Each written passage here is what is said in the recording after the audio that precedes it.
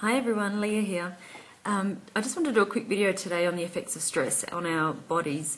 I don't think a lot of us realise how stressed we are generally, and how much it actually does affect our bodies on a physical level, obviously emotional as well. But physically, I think we just kind of struggle on a lot of the time. We don't actually realise what's happening. So I just wanted to have a talk today about the fight or flight response. So the fight or flight response is a response to danger, whether it's real or perceived, and it kicks in when we recognise a stress or danger around us, and it's so that we can either fight or run away. The process is supposed to keep us safe and alive, and once that danger has passed, our body should return to normal. But in this modern age, this isn't always happening, and so we're kind of staying in this constant level of stress, and the response never gets turned off, and so we go through every day in this heightened state of fight or flight. So what does this mean for our bodies? The response results in an influx of adrenaline and cortisol in our bodies, and all of our non-vital body systems or organs get turned off. So when we are fighting for our lives or preparing to run, we won't be eating, so our digestive system gets turned off. We won't be having sex, obviously, we won't be thinking about making babies at that point in time, so our reproductive system gets turned off. Our immune system gets turned off, and while this might seem like a bit of a contradiction to keeping it safe, keep in mind this is supposed to last a few minutes, not days on end.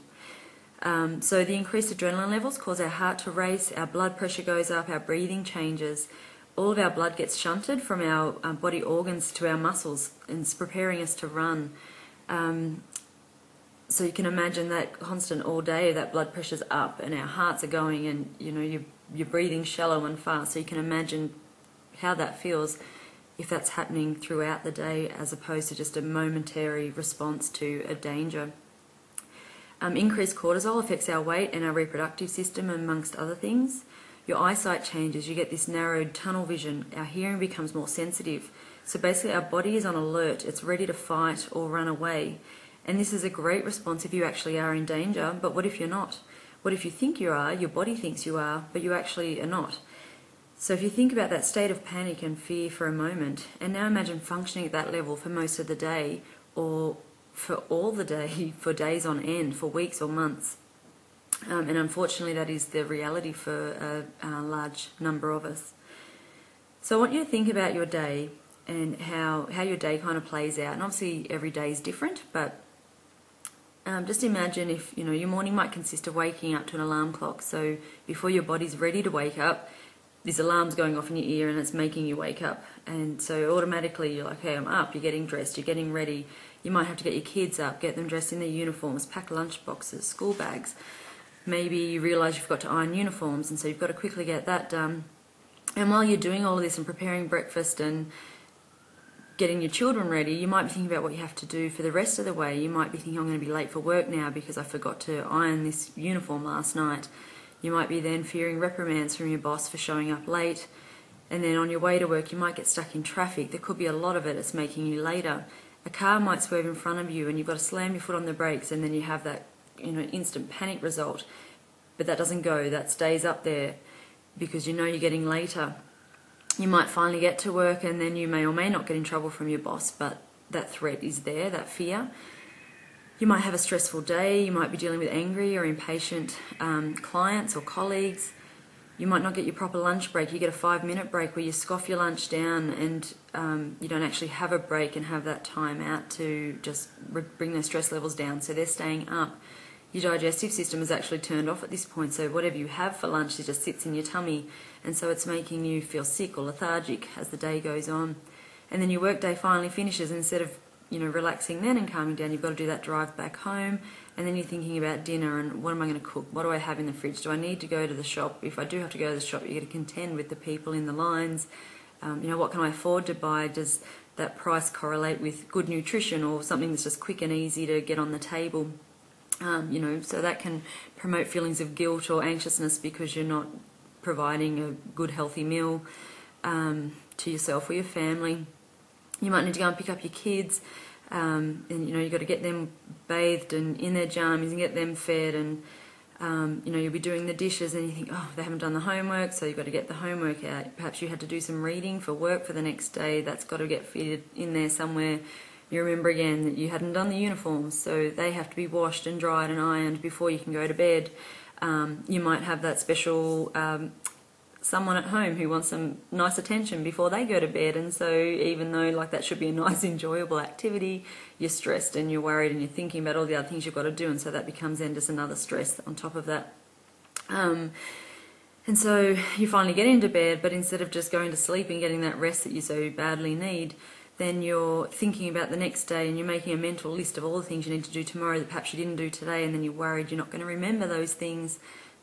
So you go to sleep, but you're kind of in that, still in a heightened sense of stress as you sleep, because you can't get that mind to switch off. And so while the stress response may briefly drop down a little bit while you sleep, it probably hasn't gone back to baseline, and the second that alarm clock goes off in the morning, you're straight back there again, and off you go again for that day.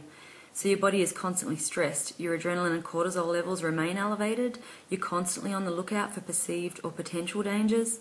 Your body is set to fight every minute of the day. This amazing mechanism that your body has to keep you alive is actually slowly killing you, and it's leaving you wide open to illness and a hardly functioning body. How long do you think you can do that before your body actually goes, no, I can't, I'm done? And that's when illness comes in and injuries happen, and your body just finds a way to make you stop and relax.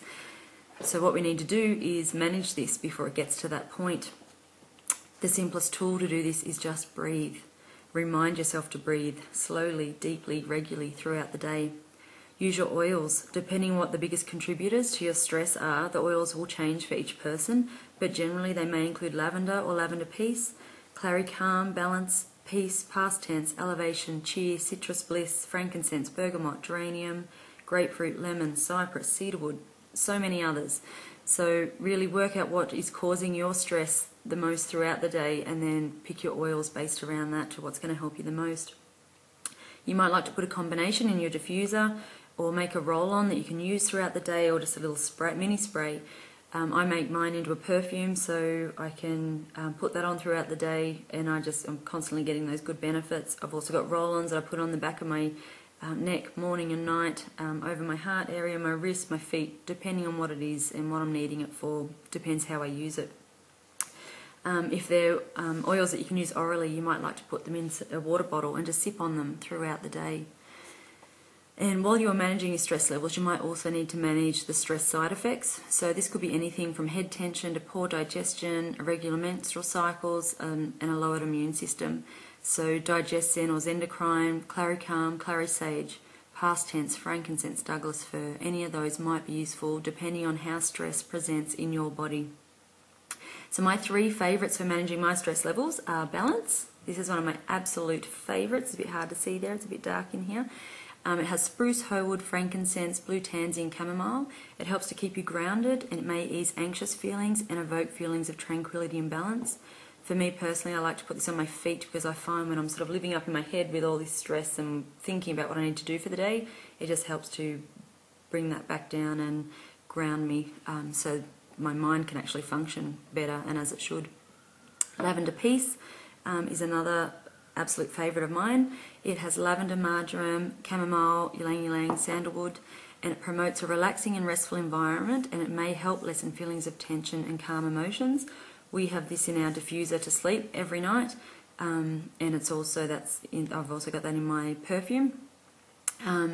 Clary Calm is another amazing one, and I know the girls that are in my team who have started using Clary Calm just are so excited by the benefits they're getting. It has clary sage, lavender, bergamot, chamomile, cedarwood, ylang ylang, geranium and other oils to soothe and balance heightened emotions. This can be particularly during menstruation, but it is useful and safe to use throughout your cycle.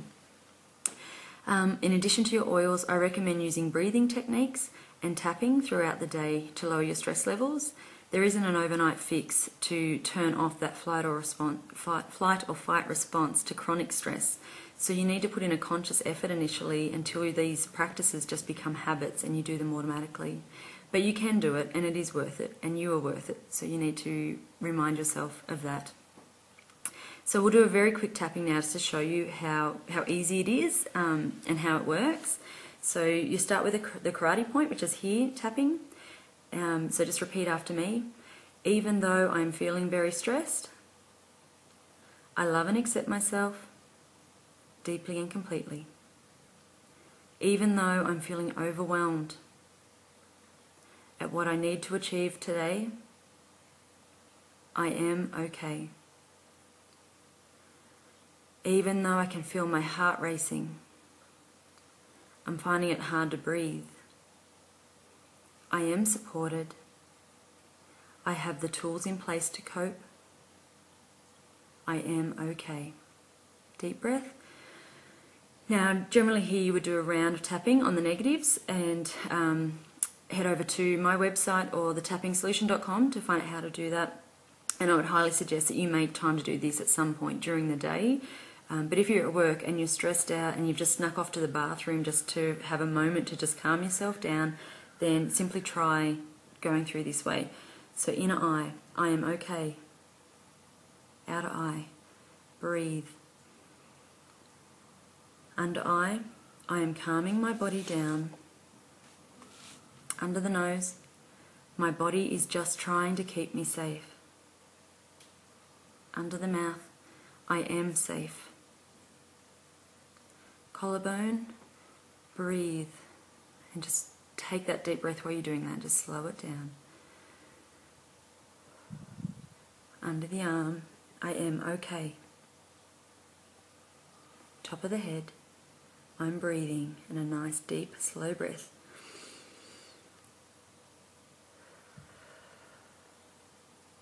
When you do that, you'll just notice your heart starts to slow down a little bit.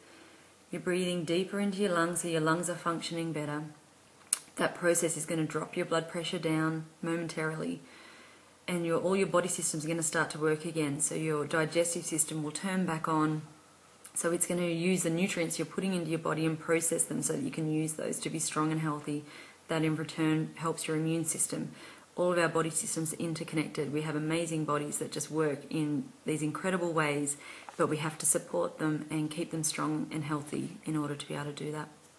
So see how you go. I would love to hear from you if you found this helpful.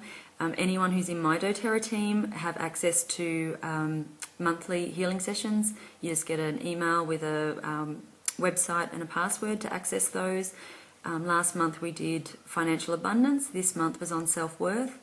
In my Facebook group, Leah's Essential Friends, if you want to go and join that, there is a poll for the July monthly healing session, and at the moment I think it's currently between healthy body weight and happiness. So go over and have a vote on what you would like to see for that. And if you want access to those, just join under my team as a wholesale member. Also, you could visit my website, abundancehealingandhealth.com, for more information. So I hope you found this helpful, and I look forward to hearing from you. Thanks.